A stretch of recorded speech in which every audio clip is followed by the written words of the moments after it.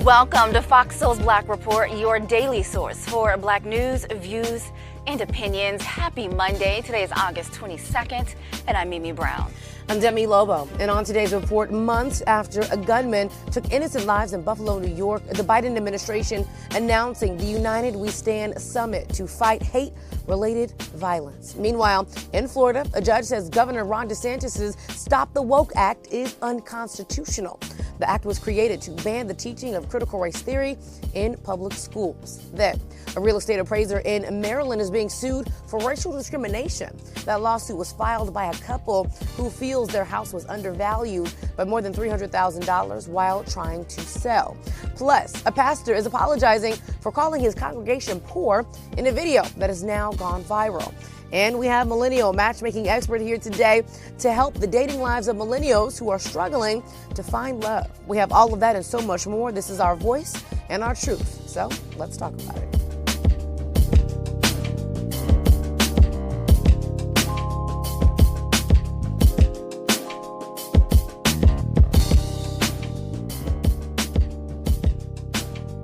Good afternoon, and thanks for joining us. We start today with news on the Biden administration and their plan to host a unity summit. It's aimed at fighting hate-motivated violence. The United We Stand Summit is scheduled for September 15th. The meeting comes months after the attack on the grocery Buffalo shooting, where a white supremacist killed 10 black people. Now, the summit is expected to feature business leaders, civil rights groups, and former members of hate groups, as well as law enforcement officials. The White House also plans to bring together Democrats and Republicans, as well as political leaders on the federal and local levels. Last year, Biden signed the COVID-19 Hate Crimes Act that created the first national strategy countering domestic terrorism. There aren't a lot of details out about this yet. What we do know is that it'll be September 15th, and like I said, there will be a lot of organizations there, a lot of civil rights organizations there, a lot of anti-abortion, not anti-abortion, but is it anti-abortion? Pro-life. Yes. Pro-life abortion, people who want pro-life. Mm-hmm. Also, what we do know is that the Urban League, the National Defamation League, they will be there. Basically, what they want to do is their goal is to find long-term solutions to counter hate.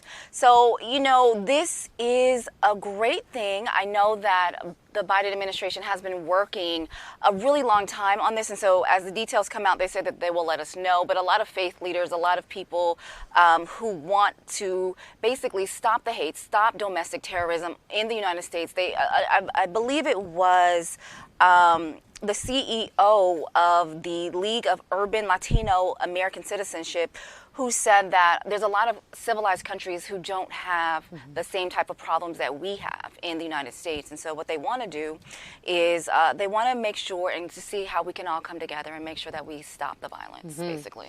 And that's very, very important because it doesn't seem as if stopping the violence is at the top of the docket when we look at what's important coming up in the midterms and also for presidential election as well. I don't really even know what is at the top of Joe Biden's plate because there are so many things coming his way. Every time you look up, there's something new coming into the fold that he has to focus on. So I love this, but also too, we have to make sure we don't just focus on a bunch of acts that don't really get all the way through in a summit that we have some conversation, but no real tasks get done as a result of it as well. I'm also wondering about what is going to come from this because we also need to worry about how guns are in the hands of those who are doing these domestic terrorist acts. And so I really would love for him to kind of focus on one thing at a time. This is great. And I love this. And I love that they're coming together and putting his feet to the fire after the shooting that took place in Buffalo. But I'm wondering, I feel like at the same time we should be making sure that the people who do not need to have guns should also not have them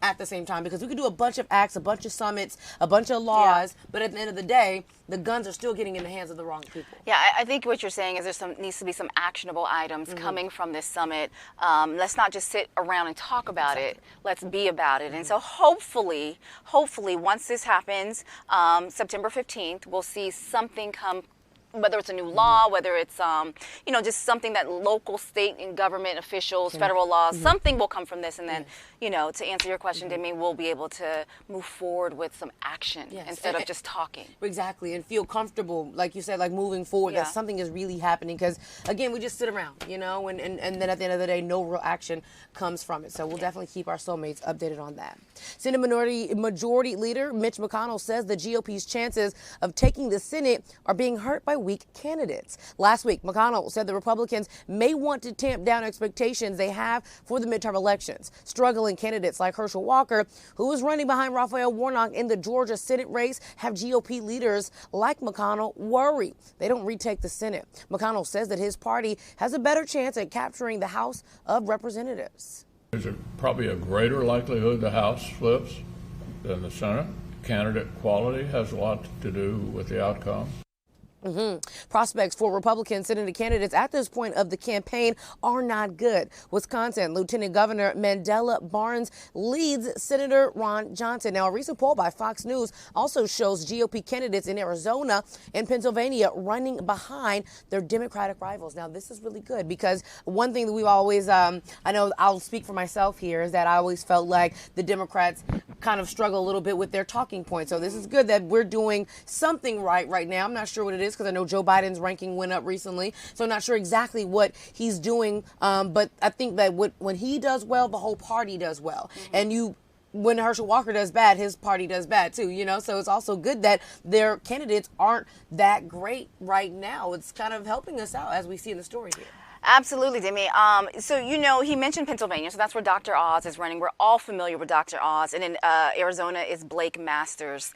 So there's a lot of GOP candidates that aren't up to speed, shall we say. I mean, we cover Herschel all the time and the crazy things that he says. But the GOP, they only need one seat to take the majority. And so while it sounds like, it's far-fetched, we still really have to be careful and make sure that we get out to vote.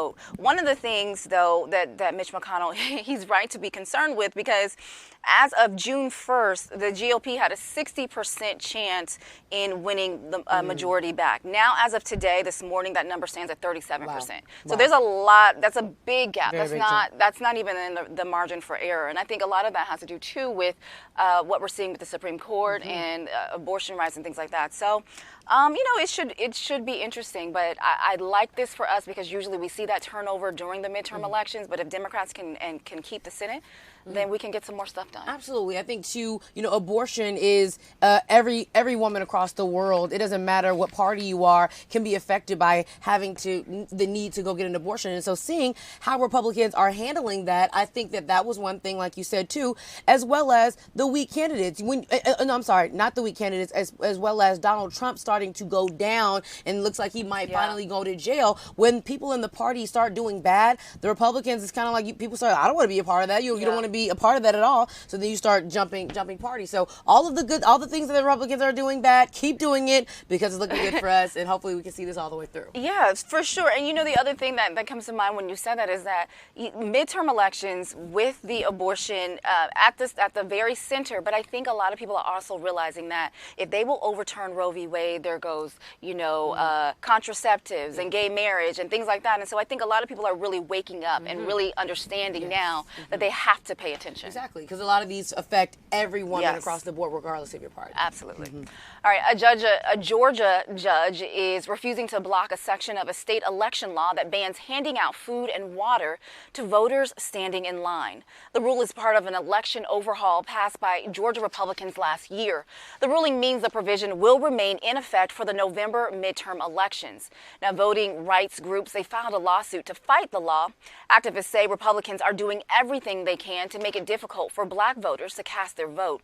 In recent years, voters have faced long lines in Georgia to cast a vote. Florida's Office of Election Crimes and Security has filed criminal charges against 20 people for illegally voting in 2020. These are the first charges handed down by Governor Ron DeSantis' election fraud unit. Voting rights activists, they say the unit was set up as a way to harass voters of color in Florida. DeSantis, he says that the people charged with illegally voting are people convicted of murder or a felony sexual offense, which are exempt from voting under state law. The people charged all come Broward, Miami-Dade, or Palm Beach counties, all those Democratic-leaning counties. Now, 11 million people voted in Florida during the 2020 election. Meanwhile, a Florida judge is striking down DeSantis' Stop the Woke Act, calling it unconstitutional, saying it violates the First Amendment. Judge Mark Walker ruled the law is vague and claims the state is, quote, muzzling its opponents. The law bans the teaching of critical race theory in public schools and bans workplaces from requiring diversity and inclusion training. And the judge also refused to issue a stay that would keep the law in effect when they may appeal by the state. Now, several groups are now suing the state to overturn the law. Judge Walker has a history of striking down laws passed by the Florida legislature. Earlier this year, he ruled against Florida's new election law and the anti-riot law. State officials have not commented on the ruling, but they are expected to appeal. The family of a missing 22-year-old missing Detroit woman is pleading for the public's help to find the person who shot and killed her. The body of Zambrisha Works was discovered last week. She was found in the backseat of her car. Prior to her death, Works went on a date with an unknown man to Red Lobster. During her time at the restaurant, she took a video of her food and an image of her date's neck, which she did share to Facebook. Her family says they were in contact with her even after the date ended, but they say that they knew something was wrong when her phone began to go straight to voicemail a little after midnight. A day later, police in Detroit found her body inside of her car in front of an abandoned home. She was reportedly beat with a baseball bat and shot multiple times. Anyone with information is asked to contact the public and the police. A Florida couple is suing a local real estate appraiser and the mortgage lender for Loan Depot for racial discrimination. Nathan Connolly and Shantae Monty, who are both professors at Johns Hopkins University, say 2020 valuations and Loan Depot undervalued their home by $300,000. The initial appraisal they received was $472,000. They brought the home in 2017 for roughly the same amount. After becoming suspicious, the couple had a white male colleague stand in for them for a second appraisal. Now, that appraisal came in for $300,000 more, valuing their home at $750,000. A recent study says it's common for Black people to get lower home appraisals. 97% of home appraisers are white. This story, I'm so sad that this happened, but it happened to, how people say you got the right one or you got the wrong one, literally means the same thing just depending on how you say it. Well, this appraiser got the right one today because the professor, he's a professor of history, and his emphasis, what he studies is racial discrimination in housing. And so his alarms went off when, this couple, they said they put $40,000 into their home. They wanted to refinance it, and so they thought that they could get more money and take lower interest rates, take advantage of the lower interest rates. And so they went and they did all this stuff, and then it only came back like $20,000 above, and they were like, oh, there's something wrong with that. And so they asked their white neighbor to stand in, of course, and when he did, or the white colleague to stand in, and when he did, it came back $300,000. That's not a small difference. That is a big difference. That is something that someone does on purpose. We've done other stories of this happening in North Carolina and San Francisco, and it's become such a thing that there's now a task force by the urban Secretary Marcia Fudge created a task force to investigate this, so that way this does not happen again. But we know that, here in the United States, that having home ownership is the path to generational wealth. And when you think about that $300,000 that they would have gotten, you could take that. That's another price of an entire home, right? Absolutely. So they could take that and buy another home, reinvest it in another home. So that, this is a big deal. This is a big issue. And so I'm glad that there's a task force to investigate something like this, but this should have never happened. But it did happen, and like I said, it happened to the right ones. They were able to know that something was wrong with this number. But imagine how many people, Mimi, don't get the opportunity, don't know that they can get more money for their home, don't know that they were underappraised simply because they were Black. Imagine how many people. I know my mom was going through the process of selling her house before, and I felt like this house should be worth a little bit more. But and now I understand that you literally, this type of racial discrimination happens when black people are trying to sell their homes. You said something that really stuck out to me, and it's about home ownership. Home ownership is, like you said, the pathway. It is what almost every black American family aspires to have our own home, have our own land.